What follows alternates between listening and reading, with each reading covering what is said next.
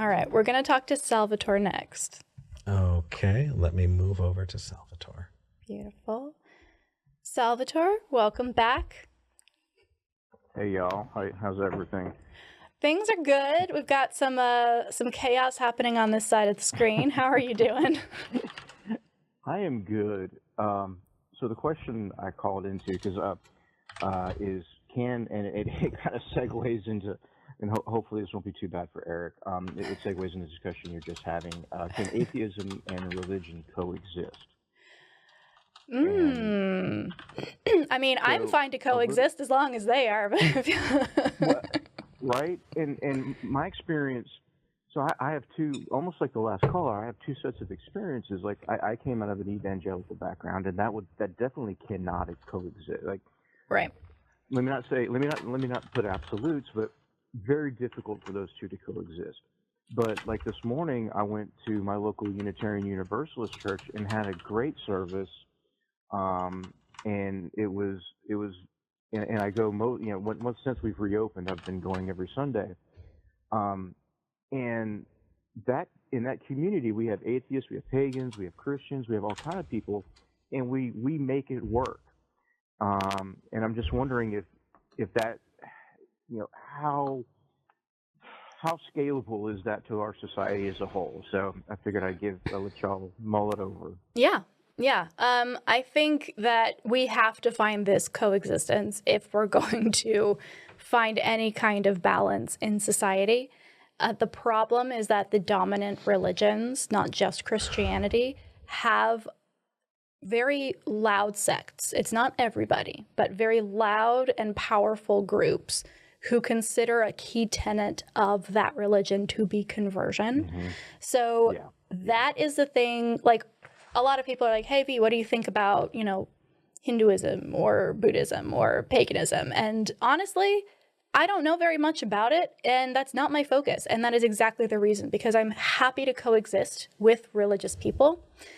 Those people are not trying to impact my life and, change the way I live my life. So the only people that I have an issue with are the people who show up and say, hey, I think that's wrong, therefore you can't do it. And if we could get rid of that, 100% religion and atheism could coexist. What I don't think can coexist is skepticism and a lack of skepticism, right? That's the crux, right? There are atheists and there are theists, and just from those labels, we can't tell who is a skeptic, who is not, who will fall for things, who won't. What we can you define? Yeah, absolutely. Can you define skeptic in that sense? Just make sure I understand how you're using it. Yeah. So when I see atheism, I see a belief in a God. And it's a one concept thing. Skepticism is an approach to life. It is a worldview about making sure that you have good information, that you are accurately using that information to influence your worldview. It's thinking a lot about epistemology and the, like Eric says, the toolbox that you use. So for me, the concern is not theism versus atheism. The concern is skepticism versus a lack of skepticism.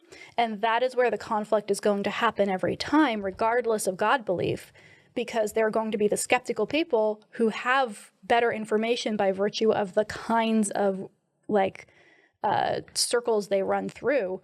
And they're going to come up against people who will not accept that information or have other information that has not been as validated.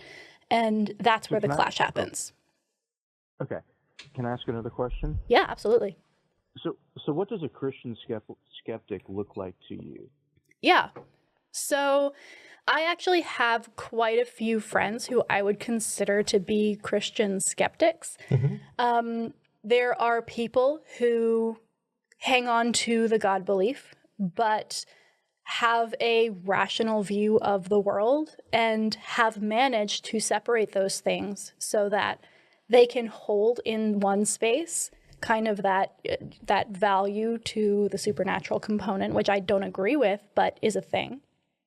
And then they interact in the world, understanding that they need to coexist with people and use the best information they have in order to, live their best life.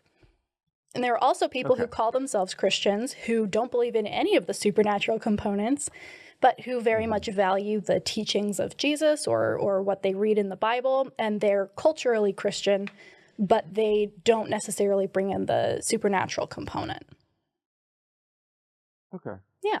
Or they could be very, very amazing when it comes to their application of skepticism everywhere else. The frustrating thing is we tend to limit where we apply this kind of thinking. And so you can have brilliant scientists who have incredible insight into their field of study, but they don't apply that insight to their religious beliefs. And that can also be true. And just as an example, I've met plenty of atheist skeptics who just are so against, things like pronouns. Why? Because they're not taking that kind of thinking. They're not taking that skepticism and just applying it somewhere else. We build up. Go ahead. I'm sorry. Yeah, I was just going to interject. At church today, we were filling out name tags, and I put my pronouns on my name tag, and they're actually that when we get back to having name tags, permanent name tags, there will be a discussion about pronouns. So trying to great. move the needle down in Louisiana a little bit. Cheers. That is awesome. But yeah, skepticism expands to many more things than just religion. And you can be a skeptic in most areas and not one in one or two. And we can see that across the board with Christians. Maybe they're skeptical about many things, but they've held off on applying that to the God belief. Atheists can be skeptical about their religious claims, but hold off on applying that to, their fourth grade understanding of biology. So there's always going to be blind spots, 100%, but that goal is to always get a little bit better.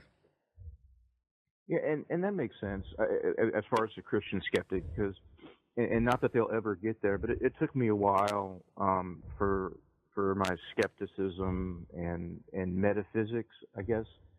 Let me put it this way. It took a little while for my skepticism to catch up with my metaphysics, or was it the other way around? And I held on to a God belief for a while until I was ready to let it go. And when I was ready, and for people out there, they may never get there, and that's okay. But I really agree with what you're saying. Like, yes, we can coexist with religion. Atheists and religion can coexist as long as there's a mutual respect, and especially, I guess, Christians, the evangelical Christians, are not trying to convert us, send us to hell, or threaten us with all that stuff. Yeah, exactly.